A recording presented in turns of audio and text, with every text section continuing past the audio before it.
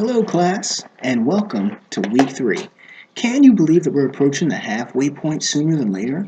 As a reminder, I want to take this time once again to encourage anyone who may not have any work turned in to make an effort to try to complete it. Remember, there's a better chance of achieving a higher score without all the mounting late penalties. And now is a special time we're going to get to called the teacher's tip. I was talking about this last week, and I'm going to keep it going. Teacher's tip, here we go.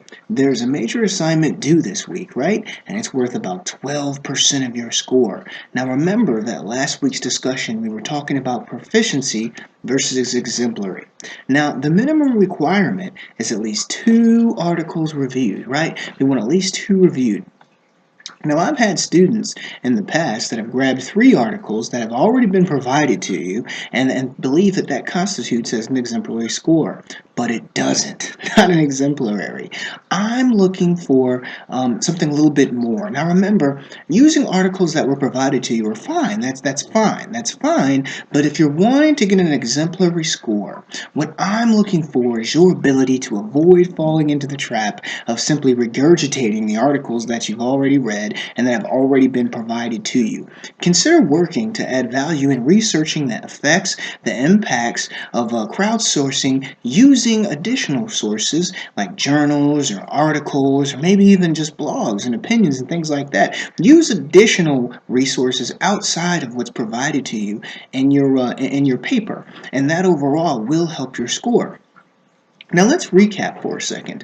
Last week we began to utilize Microsoft Word in various exercises, and just as I was stating the benefits of being familiar with Microsoft Word, I see that an opportunity this week has presented itself, because now you'll be needing to use that APA format, right? That's going to be awesome. I've also posted some additional resources that can help you at the bottom of this announcement. So you can go to the bottom and you can see a little bit more help in how to format that APA format, right?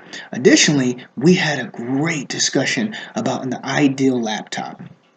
And what surprised me most was that the class seemed pretty content with purchases already recently owned or made, which adds to the notion that users favor items that they're already familiar with. There wasn't very many that kind of decided, hey, you know what, I'm going to scrap everything I know and get a brand new laptop. I didn't see that too many times. So a notable concept may be this: to commit to your memory for all my IT managers and all my folks that might find themselves making decisions in the near future that impacts all the users in your IT department. That remember that just like you favoring your laptop, that users may in turn favor something they're already familiar with and they've already worked with for years, right? Now this week we look at multiple ways that technology interacts with the internet, right? And we'll also be discussing the power of Google. Now, I'm willing to bet that perhaps, the first and maybe the majority of interaction with computers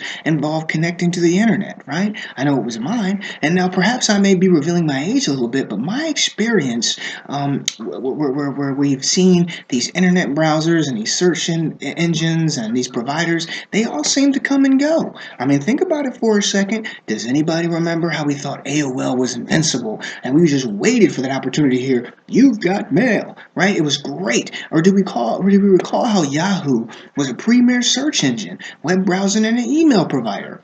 An interesting perspective is, while we discuss the power of Google, will it continue to be as strong as it is now in another 5 to 10 years? Another assignment that, again, I want us to take a look at is that report that's worth 12% of your grade. As I've said before, make sure you scroll down and you take a look at some of the things that I pointed out. In addition to the additional resources, make sure that you check your grammar and your spelling and ensure that you're following all the instructions to meet your requirements. And as always, I want you to have an awesome week. Enjoy it. If you have any questions, feel free to reach out to me anytime. I will look forward to having a Google discussion with you guys. Have a great week.